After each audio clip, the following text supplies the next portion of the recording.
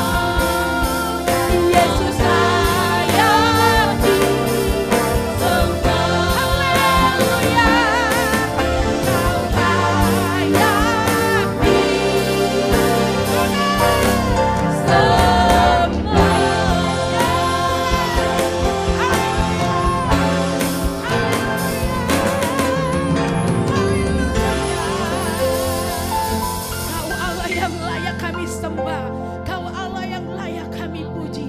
Terima kasih Bapa, terima kasih Yesus. Kami mau lebih lagi bersama dengan Engkau. Dalam nama Tuhan Yesus. Haleluya. Amin. Siapa di tempat ini yang percaya Tuhan sanggup melakukan segala sesuatu? Ya, tidak ada yang Tuhan tidak sanggup. Amin. Jadi kita nggak boleh takut, nggak boleh gentar. Tetap semangat. Haleluya. Allah sanggup.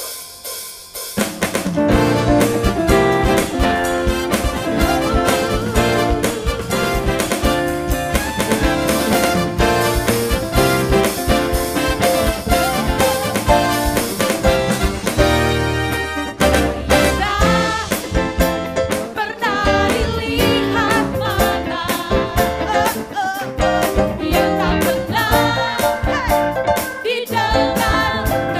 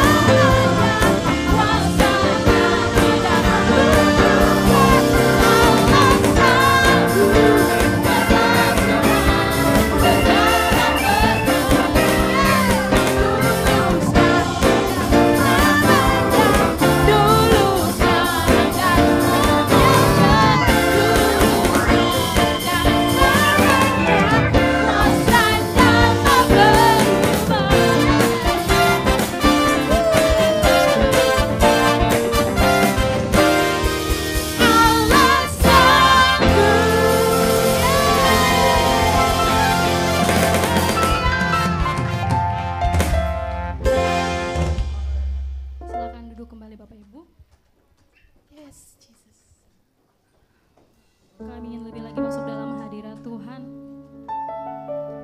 Terima kasih untuk kasih setiamu buat setiap kami ya Tuhan. Terima kasih untuk pengampunan yang Kau berikan buat kami. Kami mau belajar untuk bisa mengampuni seperti yang Kau ajarkan kepada kami Tuhan. Terima kasih Yesus Tuhan. Terima kasih Yesus. Terima kasih.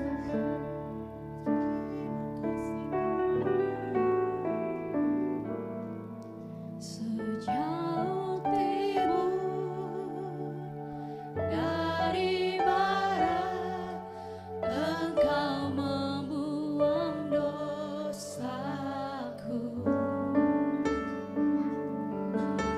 Tiada Kau ingat lagi pelanggaranku.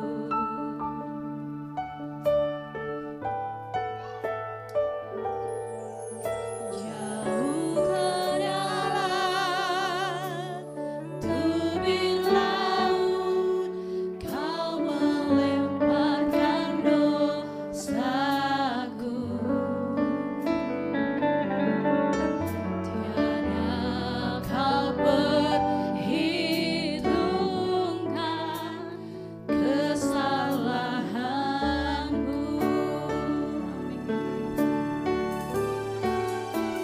Betapa besar kasih pengampunanmu Tuhan.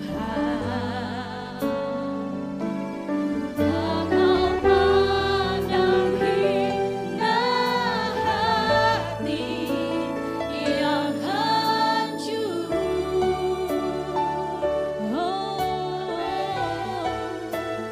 Ku berterima kasih kepadamu ya Tuhan. Pengampunan yang Kau beri, pulihkanku. Berikan sorak-sorai buat Tuhan Allah kita. Terima kasih Tuhan buat pengampunan yang Kau berikan buat kami. Terima kasih Bapa. Jauh timur dari barat, Engkau membuang dosaku. Terima kasih. Tiada Kau ingat lagi pelanggaranku. Terima kasih Yesus. Jauh ke dalam tubir laut, Kau melemparkan dosaku. Tiada Kau perhitungkan kesalahanku. Mari angkat tangan menyatakan kepada Tuhan. Betapa besar kasih pengampunanmu Tuhan.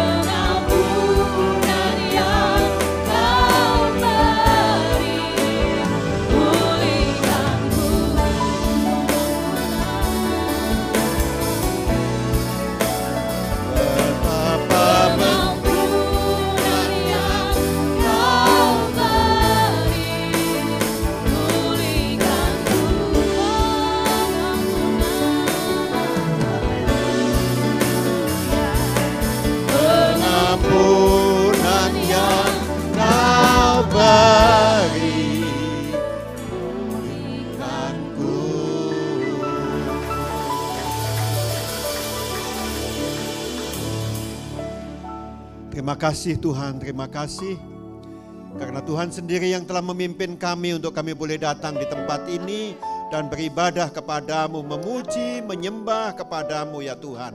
Dan tiba saatnya kami akan mendengarkan sebagian daripada firman-Mu. Dan hamba-Mu ini berdoa kiranya urapi kami semua ya Tuhan. Pengurapan-Mu atas kami semua, baik atas hamba-Mu dan atas kami semua yang mendengarkan kami bersama-sama diurapi oleh Tuhan. Buat firman-Mu ini sederhana dapat kami mengerti dan dapat kami lakukan di dalam kehidupan kami. Terima kasih Bapa, berfirmanlah sekarang karena kami semua telah siap untuk mendengarkannya. Dalam nama Yesus kami berdoa. Haleluya. Amin. Amin. Shalom jemaat yang dikasihi Tuhan, senang sekali saya Pendeta Rubin Adi Abraham bisa melayani Anda dalam ibadah ini. Hari ini saya akan menyampaikan firman dengan judul Pemeliharaan Tuhan. Kita akan baca 1 Raja-Raja 17 ayat 1-6 yang berbunyi demikian. Lalu berkatalah Elia orang Tisbe dari Tisbe Gilead kepada Ahab, demi Tuhan yang hidup, Allah Israel yang kulayani, sesungguhnya tidak akan ada embun atau hujan pada tahun-tahun ini, kecuali kalau kukatakan. Kemudian datanglah firman Tuhan kepadanya, pergilah dari sini, berjalanlah ke timur, dan bersembunyilah di tepi sungai Kerit, di sebelah timur sungai Yordan. Engkau dapat minum dari sungai itu, dan burung-burung gagak telah kuperintahkan untuk memberi makan engkau di sana. Lalu ia pergi dan ia melakukan seperti firman Tuhan. Ia pergi dan diam di tepi sungai Kerit di sebelah timur sungai Yordan. Pada waktu pagi dan petang, burung-burung gagak membawa roti dan daging kepadanya, dan ia minum dari sungai itu. Amin. Saudara, kita sedang berada pada masa yang sulit. Pandemi COVID-19 telah menimbulkan banyak masalah kesehatan, bahkan banyak orang meninggal dunia. Sekarang ini disusul juga dengan situasi perang, situasi krisis ekonomi di beberapa negara, terjadi goncangan-goncangan yang luar biasa. Kita perlu berdoa agar Tuhan memelihara bangsa kita Indonesia. Tapi percayalah, walaupun masa sulit itu terjadi, Allah yang kita sembah adalah Allah yang memelihara umatnya. Dia adalah Bapa yang baik, Dia tahu kebutuhan anaknya. Kalau kita Bapa dunia saja selalu memikirkan yang terbaik bagi anak kita, apalagi Bapa surgawi. Dalam Filipi 4 ayat 19 firman berkata, Allahku akan memenuhi segala keperluanmu menurut kekayaan dan kemuliaannya dalam Kristus Yesus. Apa yang merupakan keperluan kita, kebutuhan kita, Dia akan provide, Dia akan sediakan. Karena Allah adalah pemelihara kita. Nah, saya ingin ajak saudara untuk melihat ada beberapa ciri pemeliharaan Tuhan dalam hidup kita. Yang pertama, pemeliharaan Tuhan itu sesuai dengan kebutuhan kita. Saudara, ketika kelaparan melanda Israel, Tuhan menyuruh Elia pergi ke sungai yang bernama Sungai Kerit. Sungai itu sungai yang kecil, terletak di sebelah timur Yordan. Mungkin saudara berpikir, kenapa Tuhan tidak menyuruh saja pergi ke sungai Yordan yang lebih besar, lebih terkenal? Kok sungai Kerit yang kecil? Kenapa pula Allah mengirim burung gagak kepada dia? Bukan burung Raja Wali, atau bukan gajah yang binatang yang badannya besar untuk memelihara Elia. Kok burung gagak? Jawabannya, karena kebutuhan yang harus dipenuhi adalah untuk satu orang. Jadi kalau sungai Kerit pun cukup, mengapa harus sungai Yordan yang lebih besar? Kalau burung gagak pun cukup untuk dipakai sebagai alat pemeliharaan, mengapa harus Raja Wali atau gajah yang besar? Nah, inilah yang kita harus paham. Kebutuhan kita berapa nanti Tuhan akan supply. Orang yang belum menikah kebutuhannya hanya untuk satu orang. Tuhan berkati untuk kebutuhan satu orang. Saudara menikah, punya anak, jangan khawatir. Tuhan juga akan siapkan untuk hidup berdua, untuk hidup bertiga, atau berempat, atau selanjutnya. Yesus mengajari kita dalam doa Bapa kami. Berikanlah kami pada hari ini makanan kami yang secukupnya. Itu artinya apa? Kita tidak boleh serakah. Kita harus hidup berpada dengan apa yang ada. Cukup, bisa berkata enough is enough. Jangan keinginan kita itu terlalu berlebih-lebihan. Orang kalau miskin memang nanyanya gini, apa makan ya saya hari ini? Karena dia nggak tahu bisa makan atau tidak. Tapi kalau sudah ada duit dia bilang, makan apa ya kita hari ini? Lebih kaya, makan di mana ya kita hari ini? sangat kaya. Makan siapa ya kita hari ini? Lah makan malah makin serakah saudara sekalian.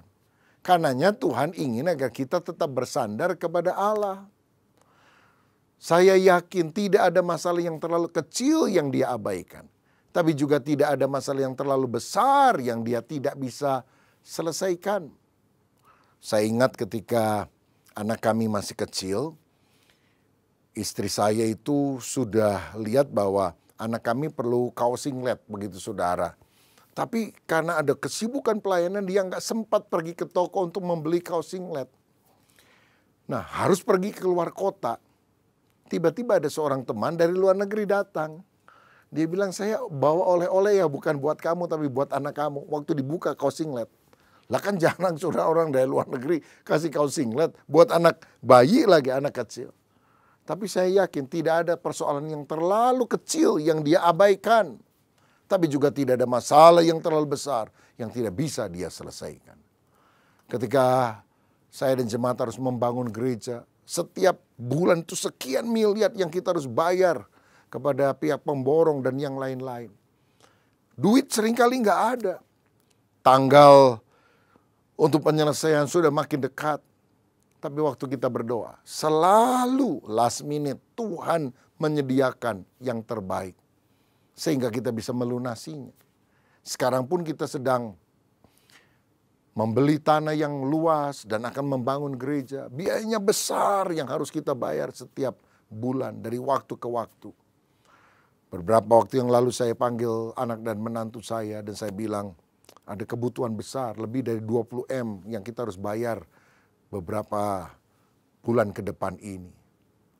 Mereka tanya gimana Pi uangnya? Ya nggak ada, kita doalah biar Tuhan buka jalan. Apa yang terjadi? Beberapa hari kemudian ada seorang anggota jemaat yang telepon saya lalu datang ke rumah minta didoakan secara khusus karena ada proyek kerjasama dengan pemerintah.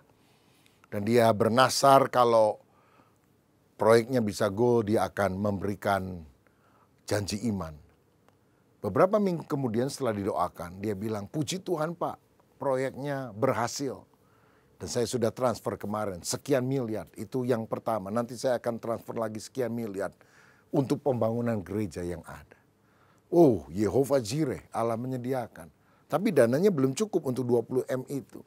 Berapa hari kemudian ada yang tanya, berapa yang dibutuhkan? Oh, masih banyak jumlahnya. Tapi yang paling dekat kira-kira 20 miliar. Tuhan menggerakkan hatinya, memberikan 12 kilogram emas batangan. Sehingga kita bisa jual belasan miliar. Dan itu semua adalah titipan Tuhan untuk melunaskan kebutuhan sampai 20 M itu. Tidak ada masalah yang terlalu besar yang tidak bisa Tuhan selesaikan. Karena itu percayalah pemeliharaan Tuhan sesuai dengan kebutuhan kita. Roma 8 ayat 32 berkata, ia yang tidak menyayangkan anaknya sendiri tetapi yang menyerahkannya bagi kita semua. Bagaimanakah mungkin ia tidak mengaruniakan segala sesuatu kepada kita bersama-sama dengan dia. Bapa Sorgawi mengorbankan anaknya Yesus untuk keselamatan kita saja rela. Masa hal yang lain soal kehidupan dia tidak rela. Yesus mati aja mau, masa memberkati saudara dia tidak mau. Jangan khawatir saudaraku, percayalah. Bahkan pada masa Tuhan sulit, Tuhan tetap pemelihara kita. Dia menjaga dan memberkati kita. Haleluya. Yang kedua, pemeliharaan Tuhan itu tepat pada waktunya. Dikatakan burung gagak itu membawa roti dan daging pagi dan petang. Pagi dan petang. Tidak pernah terlambat. Burung gagak itu nggak punya arloji loh saudara. Tapi nggak pernah telat. Lah kita pakai arloji. Banyak jam di rumah, tapi kalau datang kebaktian telat melulu ini. Ya. Jadi ingatlah, pemeliharaan Tuhan itu tepat pada waktunya. Sebetulnya ada dua kecepatan Tuhan untuk menjawab doa kita. Yang pertama lambat. Dan yang kedua lebih lambat. Tapi dia tidak pernah terlambat. Karena itu, kalau sudah menghadapi satu hal, jangan khawatir lalu tergesa-gesa, terburu-buru, lalu salah langkah. Jam Tuhan tidak pernah terlambat. Jam kita yang seringkali terlalu cepat. Karena itu kita harus belajar menunggu, menantikan waktunya Tuhan. Saya pernah mendengar kesaksian seorang jemaat karena dia juga minta didoakan. Ada satu kebutuhan jadi dia mau jual salah satu rumahnya, saudara. Itu menjelang lebaran, biasanya kan dia pikir mungkin rumahnya ini bisa laku. Ditawar orang, waktu itu 1,6 miliar kalau nggak salah. Dan dia udah mau lepaskan, saudara. Tapi menjelang pembayaran, itu orangnya mundur bilang begini, sudah nanti saya pikir dulu setelah lebaran baru saya hubungi. Dan orang itu tidak pernah menghubungi lagi. Orang ini agak kecewa karena sebetulnya udah mau jadi. Tapi setelah lebaran, beberapa hari kemudian ada orang lain yang membeli lebih dari 2 miliar. Kalau dia tidak sabar, dia lepas, dia kehilangan mungkin 400 juta lebih, saudara. Tuhan tidak pernah terlalu cepat, dia tidak pernah terlalu lambat, dia menolong kita pada waktunya. Nah, yang penting kita belajar sabar dan menantikan waktunya dia. Ibrani 6 ayat 12 berkata, agar kamu jangan menjadi lamban, tetapi menjadi penurut-penurut mereka yang oleh iman dan kesabaran mendapat bagian dalam apa yang dijanjikan Allah. Kalau janji Allah, Tuhan janji sesuatu kepada saudara, 2 hal yang dibutuhkan. Yang pertama, iman. Kalau saudara nggak punya iman, janji Allah tidak akan nikmati. Tapi selain iman, perlu kesabaran.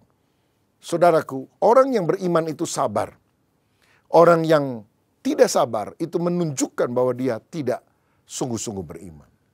Iman dan kesabaran membuat kita mendapat apa yang dijanjikan Allah. Dan kalau kita berdoa kepada Tuhan, ingat jawaban Tuhan itu setidaknya ada 3 hal ini. Pertama, ya, karena dia setuju dengan apa yang saudara minta. Yang kedua, tidak, karena itu bukan yang terbaik. Tapi yang ketiga, tunggu.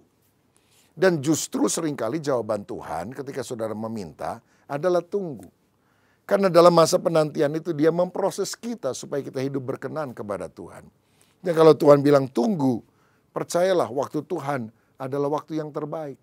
Kalau misalnya seorang anak pulang sekolah lapar, dia bilang, "Mama, saya lapar." Mamanya lagi panggang kue bolu di oven. Anaknya buka, "Mama, saya mau langsung makan kuenya." Mama bilang, "Tunggu, jangan sekarang." Kenapa? Kue bolunya belum matang, saudara. Kalau dipaksa dimakan juga nggak enak. Tapi kalau waktunya sudah sampai, misalnya 10 menit kemudian jadi, kan enak sekali itu kue bolu. Karena itu, kalau saudara sedang menghadapi satu hal, belum mendapatkan jawaban dari Tuhan, jangan khawatir. Orang tanya, mana katanya Tuhan mau tolong? Percaya, mujizat saya on the way, sedang dalam perjalanan. Sebentar lagi dia akan datang. Saudara, mari kita bersabar menunggu waktu Tuhan. Seperti Abraham mendapatkan janji akan menjadi nenek moyang dari satu bangsa yang besar. Tapi usianya 100 saja nggak punya anak kok. Istrinya 90 tahun nggak punya anak. Tapi pemeliharaan Allah itu tepat pada waktunya. Apa yang Tuhan janjikan, ya dan amin. Sehingga akhirnya sekarang keturunan Abraham ada di mana-mana. Yang ketiga, pemeliharaan Tuhan itu berkelanjutan. Tidak hanya berhenti di satu momen, tapi terus berkesinambungan, berkelanjutan dari waktu ke waktu. Ada kontinuitasnya. Dalam 1 Raja-Raja 19 tadi, ayat 7-9 dikatakan, tetapi sesudah beberapa waktu sungai itu menjadi kering, sebab hujan tiada turun di negeri itu. Maka datanglah firman Tuhan kepada Elia, bersiaplah pergi ke Sarfat yang termasuk wilayah Sidon dan diamlah di sana. Ketahuilah, aku telah memerintahkan seorang janda untuk memberi engkau makan. Saudara, Tuhan yang menyuruh Elia pergi ke sungai Kerit. Tapi kok sungai Keritnya jadi kering ya? Ini terjadi karena Tuhan tidak mau kita mengandalkan sungai itu. Karena sungai itu hanya sarana. Sedangkan sumber berkatnya tetap Tuhan. Dan Tuhan bisa memelihara kita di satu tempat dan kemudian mengalihkan pada tempat yang lain. Karena sekarang dari Kerit dia harus melanjutkan perjalanannya ke Sarfat. Jadi kalau misalnya saudara diberhentikan dari satu pekerjaan karena perusahaannya bangkrut misalnya. Itu bukan berarti Allah tidak mengasihi saudara, Allah tidak memelihara saudara. Tapi percayalah, Tuhan sedang menyiapkan pekerjaan yang lain yang lebih baik. Dan belum tentu saudara bekerja di perusahaan yang lain. Mungkin saja Tuhan ingin agar saudara menjadi entrepreneur, menjadi wira swasta, mengembangkan sebuah pekerjaan yang kemudian bisa berlipat ganda hasilnya. Cara Tuhan bisa saja berubah, tapi esensinya pemeliharaan Tuhan bagi kita tetap. Karena dia Bapa yang mencintai anaknya dan dia pasti akan memelihara. Jadi saudara, kita harus inovatif, menyesuaikan diri dengan perubahan-perubahan yang ada. Misalnya, kalau dulu saudara bisa menghidupi keluarga karena jualan piringan hitam, maka ketika teknologi berubah, saudara berubah. Jadi jualan kaset, ya, kaset lagu-lagu misalnya. Tapi era kaset juga berganti. Sekarang berubah menjadi era CD. Tapi era CD juga compact disc berubah lagi menjadi era digital. Nah, kita harus berinovasi, menyesuaikan diri dengan perubahan. Tapi ingatlah, pemeliharaan Allah itu berkesinambungan, continue, berkelanjutan dalam kehidupan kita. Saya ingat ada seorang yang namanya Johnson yang udah kerja kira-kira 38 tahun di sebuah pekerjaan di Amerika Serikat. Tapi karena krisis besar yang melanda perusahaan itu, maka banyak terjadi pemangkasan karyawan. Salah satu yang kena adalah dia. Pada dia itu orangnya loyal, rajin, dan dia sangat jengkel karena yang tidak diberhentikan itu adalah orang-orang yang cuma bisa cari muka, menjilat, dan prestasinya nggak ada. Aduh, dia kecewa, saudara. Tapi kemudian, ya dia tidak bisa melakukan apapun. Dia tinggal di rumah sekian lama, berdiam diri. Tapi akhirnya dia pikir kalau saya nganggur terus ini bahaya nih. Saya nggak bisa memberi makan keluarga. Jadi dia mulai usaha kecil-kecilan, home industry. Bikin sabun, bikin bedak. Mulai dia kemasannya diperbagus, dijual. Lama-lama laris, saudara. Sekarang pakai merek dagang, Johnson & Johnson. Oh, sekarang perusahaannya mendunia. Nah, wartawan pernah tanya, kalau kamu ketemu dengan bos kamu yang dulu pernah mencat kamu, apa yang kamu akan lakukan? Johnson bilang, dulu saya jengkel. Kenapa saya dikeluarin? Tapi sekarang kalau saya ketemu dia, saya mau rangkul dia. Saya mau bilang, terima kasih bos untuk kamu pecat saya. Gara-gara kamu pecat saya sekarang jadi konglomerat. Kalau enggak kan dia tetap kerja di sana. Ingatlah saudara, Tuhan seringkali mengizinkan hal yang tampaknya tidak enak untuk membuat saudara mengalami sesuatu yang jauh lebih indah. Karena pemeliharaan Allah itu berkesinambungan, berkelanjutan di dalam kehidupan kita. Dan yang terakhir, yang keempat, pemeliharaan Tuhan itu seringkali tidak masuk akal. Coba saudara bayangkan, siapa yang dipakai oleh Tuhan untuk membawa daging kepada Elia? Gagak. Nah, gagak itu kan daging mentah aja atau daging busuk aja dia mau, apalagi daging segar. Kalau yang membawanya itu monyet, ya mungkin lebih masuk akal. Karena monyet kan nggak doyan daging, dia doyan pisang misalnya. Tapi itulah cara Tuhan. Yang nggak masuk akal, burung gagak yang rakus dipakai untuk menjadi alat Tuhan membawa roti dan daging. Begitu juga siapa yang memelihara Elia di Sarfat. Bukan seorang bos, juragan beras misalnya. Tapi hanyalah seorang janda miskin lagi saudara sekalian. Tapi ternyata Tuhan bisa membuat mujizat. Cara Allah seringkali tidak terduga oleh logika kita. Tapi percayalah, rencana Tuhan adalah yang terbaik. Amsal 3 ayat 5 dan 6 berkata, percayalah kepada Tuhan dengan segenap hatimu, dan janganlah bersandar kepada pengertianmu sendiri. Akuilah dia dalam segala lakumu, maka ia akan meluruskan jalanmu. Jangan ngandelin pikiran kita. Percaya kepada Tuhan, lakukan bagian kita yang terbaik. Akui dia dalam segala lakumu, artinya libatkan Tuhan dalam setiap pengambilan keputusan dalam kehidupan kita. Maka jalan hidup akan lurus, engkau akan melihat berkat Allah dicurahkan. Saudara sekalian, beberapa waktu yang lalu ada seorang pengurus di gereja kita di Jakarta sharing kepada saya. Dia bilang, Pak, waduh, saya belajar banyak pada masa pandemi 2 tahun ini. Pekerjaannya begini, dia suka ngambil kain dari pabrik, berhutang sekian bulan, lalu bayar kalau dia sudah bisa lempar ke pasaran gitu ya, jual kepada pihak yang lain. Dan itu dilakukan puluhan tahun. Dan satu kali orang pabrik itu bilang, mestinya kamu ya satu hari kamu itu beli kontan, nggak usah ngutang. Sampai berapa bulan kan bunganya juga tinggi. Dia bilang, aduh bayar kontan gimana duitnya. Dan benar saudara sekalian, ketika pandemi terjadi, dia ngalami masalah karena hutang yang dia harus bayar ke pabrik itu kira-kira 100 miliar. Dia memang sudah ambil kain-kain itu, taruh di gudangnya, ratusan ton saudara sekalian. Tapi mandek semuanya. Dan pada masa pandemi, barang-barang yang sudah dia hutangi kepada banyak orang juga ternyata banyak yang nggak dibayar kepada dia. Oh, dia sangat tertekan. Dan untuk menghidupi keluarganya dia harus jual itu ratusan ton kain yang dia punya. Dia coba banting harga, nggak laku saudara. Nah akhirnya dia pikir saya tahan aja deh. So, harga juga lagi nggak bagus. Yang penting saya bisa punya uang secukupnya untuk makan bagi keluarga. Saudara, dia tahan harganya sampai berbulan-bulan, 1 tahun menjelang 2 tahun. Sampai harganya menjadi lebih stabil sekarang. Baru dia jual. Dan jualnya tidak lagi dengan cara menghutangkan kepada orang. Dia bilang cash. Saudara, dan orang akhirnya membeli cash. Dan dengan uang cash itu dia lunasi hutangnya ke pabrik tersebut. Dan dalam 2 tahun ini mujizat terjadi. Hutang 100 M yang dia pikir nggak mungkin bisa terbayar. Justru masa pandemi bisa lunas. Dia sekarang nggak punya hutang. Dan kalau dia ambil dari pabrik itu, dia bayar cash saudara sekalian. Dia jualnya cash. Kalau dulu ambil ngutang, dijualin ngutang juga. Lalu istrinya bilang, bener Pak, Tuhan baik banget sama kami. Bapak tahu nggak, tahun ini suami saya beli rumah berapa? Kan dia tinggal di sebuah perumahan saudara. Dia beli kirinya, dia beli kanan, dia beli sebelah sana.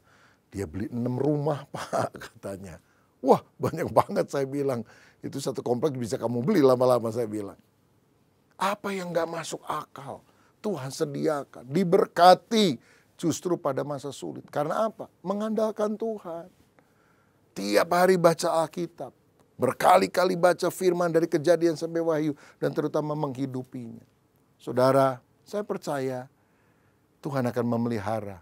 Kalau kita sungguh-sungguh juga melekat kepada Dia. Mengandalkan Dia. Apa yang tidak masuk akal Tuhan bisa kerjakan. Karena Alkitab berkata apa yang tidak pernah dilihat oleh mata, tidak pernah didengar oleh telinga, tidak pernah timbul dalam hati. Allah akan sediakan bagi setiap orang yang mengasihi Dia. Mungkin saudara pernah mendengar kisah ada seorang ibu yang kontrakan rumahnya hampir habis. Dia sebetulnya sudah nabung, tapi uang tabungannya juga habis karena anaknya masuk rumah sakit.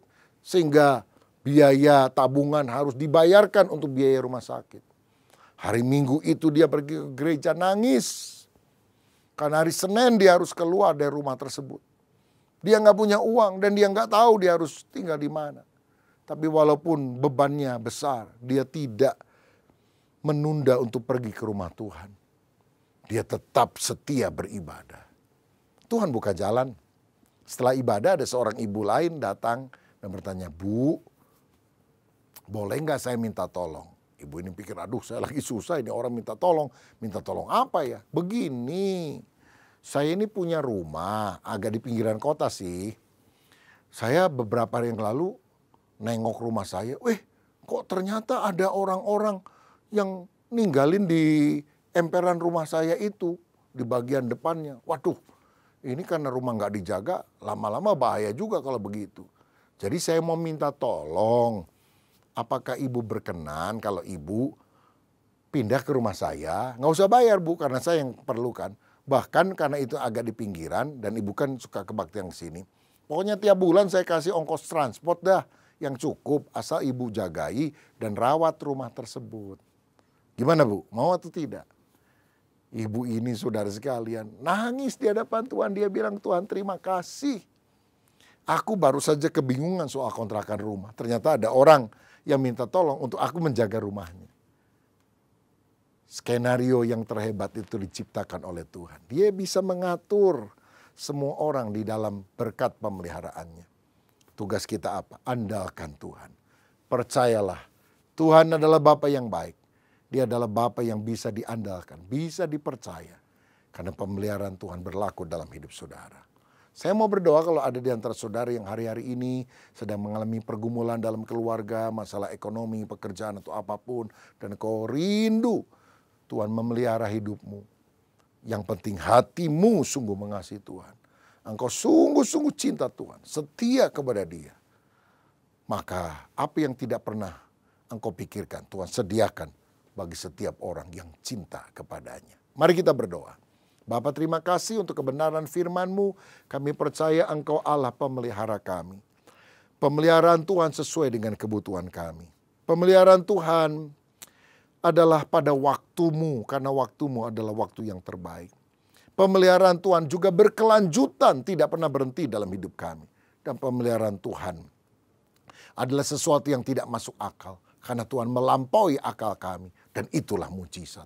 Hamba berdoa dalam nama Tuhan Yesus. Biarlah umat-Mu yang sedang mengalami pergumulan, mengalami mujizat, mengalami Tuhan saat ini. Terima mujizat dan pertolongan Tuhan dalam nama Yesus. Terima kasih Bapa, kami bersyukur dalam nama Yesus. Amin. Salam sehati, Tuhan Yesus memberkati.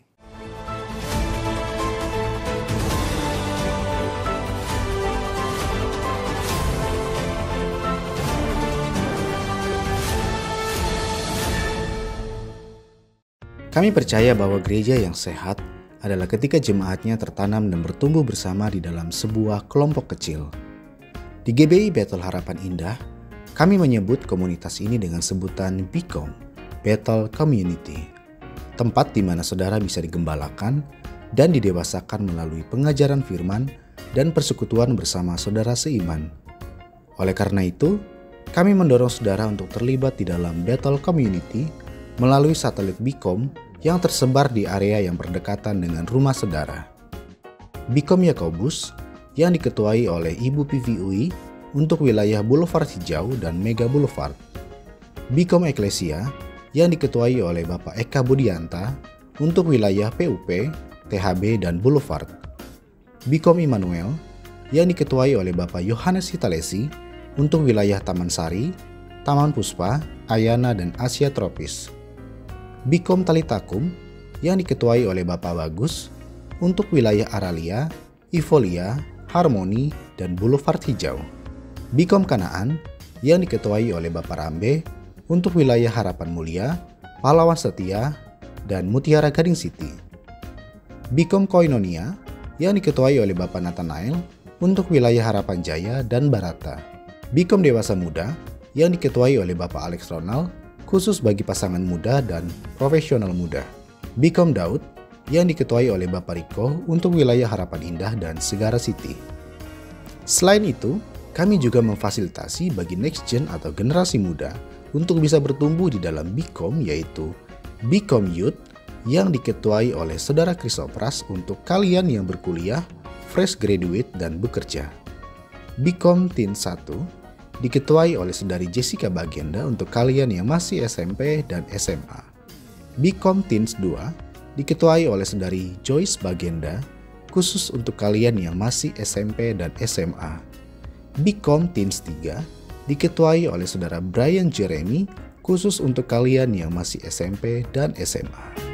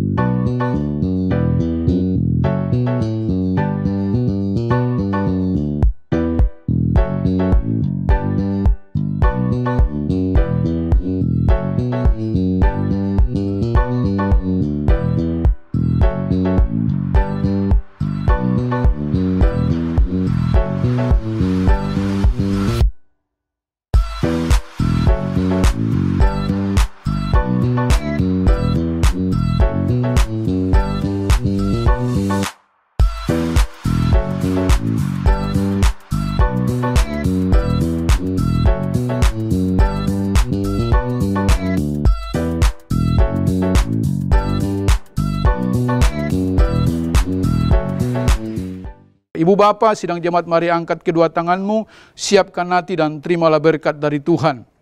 Tuhan memberkati rumah tanggamu, Tuhan memberkati pekerjaanmu, Tuhan memberkati kesehatanmu, Tuhan memberkati keuanganmu, dan Tuhan memberkati pertumbuhan rohanimu.